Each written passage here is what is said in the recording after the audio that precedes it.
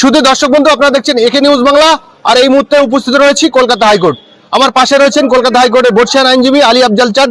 ইনি সর্বপ্রথমে আমাদের মিডিয়ার মাধ্যমে বলেছিলেন যে খুব তাড়াতাড়ি আরো একটা রাজনৈতিক দলের আত্মপ্রকাশ ঘটবে। আর ওনার বলতে শেষ না হতে হতেই আজকে পীরজাদা রুহুল আমিন সাহেব তিনি আরো একটি দলের আত্মপ্রকাশ ঘটালেন কলকাতা প্রেস ক্লাব থেকে। হুমায়ুন কবিরের দলের নাম ছিল জেইউপি অর্থাৎ জনতা উন্নয়ন পার্টি, আর রুহুল আমিন সাহেবের দলের নাম হচ্ছে জেইউপি অর্থাৎ জাতীয় উন্নয়ন পার্টি। এই দুটি দল কিন্তু 26শে বিধানসভায় তারা লড়াই করবে বলে তারা তাদের দলের কর্মকর্তারা বলছেন। কলকাতা প্রেস ক্লাব থেকে তারা তাদের দলের আত্মপ্রকাশ এবং নাম এবং ঝান্ডা প্রকাশ করেছেন। আর এই খবর আমাদের হাইকোর্টের আইনজীবী আলী আফজাল চাঁদের কাছে কিভাবে এলে, তিনি কিভাবে বললেন আমাদের এত আগে যে আরো একটা নতুন দল ঘোষণা হবে, আমরা শুনে নেব ওনার কাছ থেকে। হুমায়ুন কবির যবে দল করল তার বয়স আজকে 1.5 মাস, শিশু বাচ্চা। হুমায়ুন কবির দল করার পরে আপনারা আমাকে প্রশ্ন করেছিলেন যে হুমায়ুন কবির দল করলো, নাম তার জেইউপি। আমি তখন সর্বপ্রথম বাংলার বুকে আপনাদের মিডিয়ার মাধ্যমে আমি বলেছিলাম এটা ট্রেলার হচ্ছে, পিকচার আবে বাকি হ্যায়, আবার একটা দল মুসলমানরাই করবে।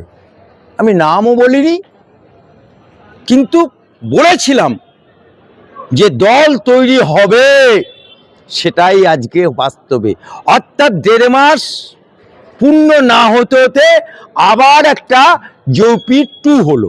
জেইউপি 1 হুমায়ুন আর জেইউপি 2।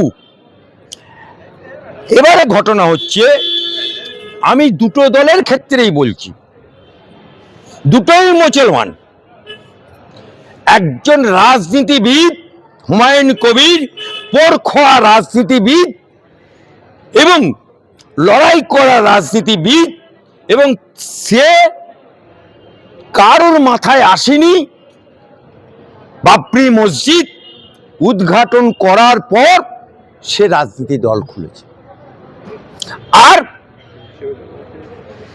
2 নম্বর জেইউপি রুহুল আমিন সাহেব, তিনি আইমা সামাজিক সংগঠন দীর্ঘদিন করার পর আজকে হুমায়ুনের কবিরের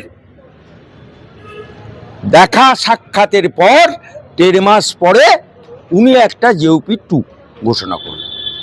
কিন্তু দুটো দলই রাজনৈতিকভাবে স্বীকৃতি হয়ে গেল।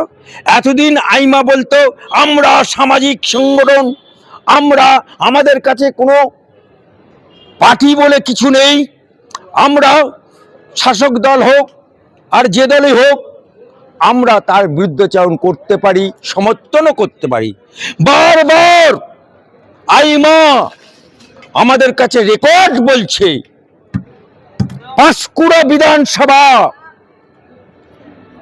পাঁশকুড়া লোকসভা জেইউপি 2 যেটা আইমা সামাজিক সংগঠন, তারা সমর্থন করত আন্দারে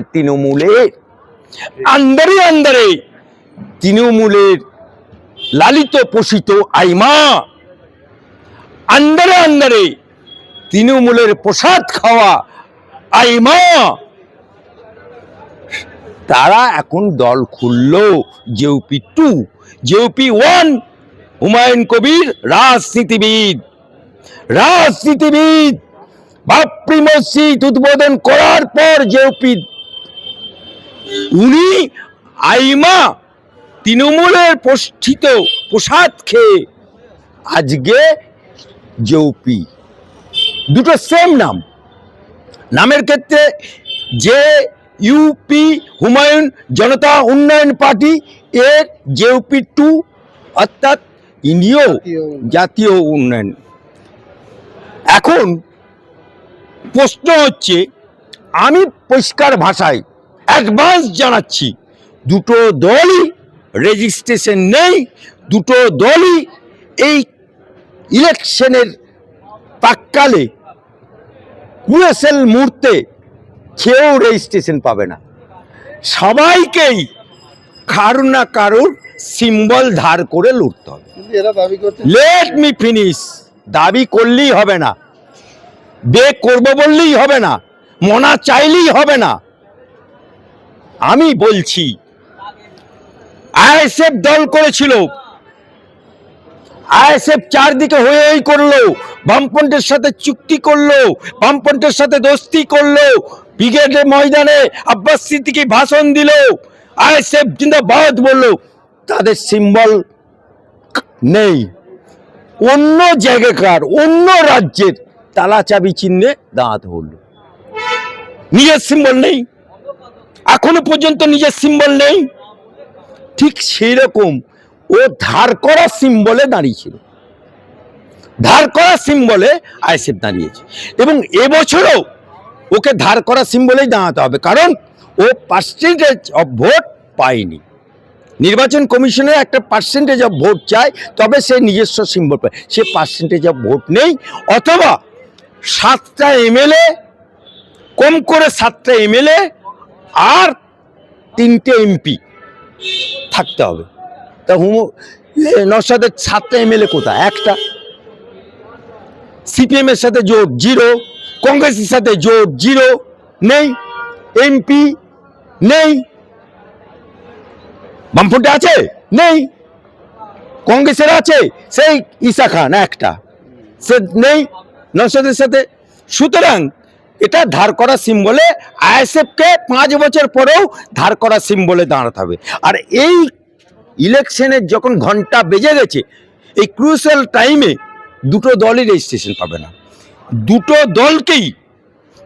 দলই মুসলমান, ওখানে হুমায়ুন কবির, এখানে রুহুল আমিন, পাঁশকুড়ার রুহুল আমিন। এই জিওপি এরা দুজনই কেউ সিম্বল পাবে না নিজের, এরা প্রত্যেকের ধার করা সিম্বলে আইএসএফ এর মতো দাঁড়াতে হবে। এটা আগাম জানিয়ে দিলাম, আমি অ্যাডভান্স জানিয়ে দিলাম।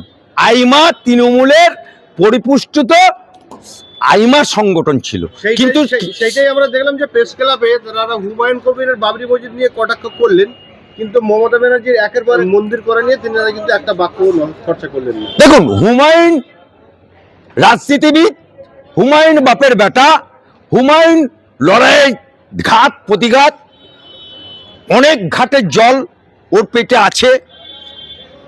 হুমায়ুন এখন যা জনসমর্থন সারা পশ্চিম বাংলায়, মুসলমানদের মসিয়া ছিল মমতা ব্যানার্জি, এখন মুসলমানদের তাতা মসিয়া হয়ে গেছে হুমায়ুন কবির।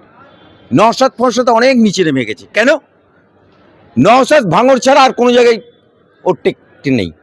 এই কারণে যেদিনকে অভিষেকের বিরুদ্ধে দাঁড়াবো বলে চিৎকার করলো ঢাং করে এবং বললো ডায়মন্ড হারবারে অভিষেককে বড়িয়া বিস্তার বেঁধে বাড়ি পাঠিয়ে দেবো। ও দলের চেয়ারম্যান, ও মুসলমান, মাথায় টুপি, মুখে দাড়ি, ইমানদার মুসলমান। তার মুখে ইমানদার মুসলমানের মুখে যেটা বলবে সেটা কার্যকারী করতে হবে, এটাই ইমানদার মুসলমানের লক্ষণ। তাই ও ইমানদার মুসলমান হয়ে, পীর ঘরের বংশের হয়ে, ও নিজে সেই দলের চেয়ারম্যান হয়ে জনসমক্ষে চিৎকার করে বলল, আমি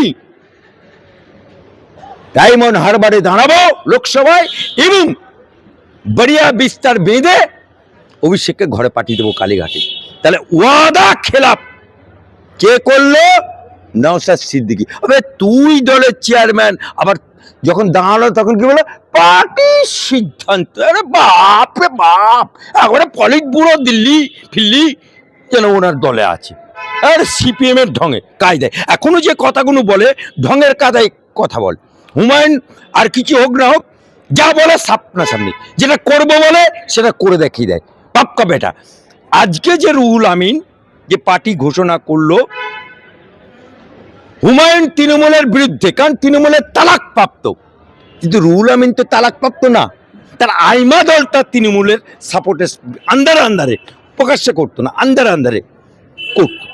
এখন উনি যদি এখানে তৃণমূলের পক্ষে কথা বলতে যায় আর তৃণমূল বিরোধী কথা না বলে, তাহলে সবাই বলবে যে হুমায়ুনকে জব্দ করার জন্য তৃণমূলের পরিপুষ্টতায় লালিত পালিত হয়ে দ্বিতীয় জেউপি রুহুল আমিন তৈরি করলো, অর্থাৎ তৃণমূলের বিটি।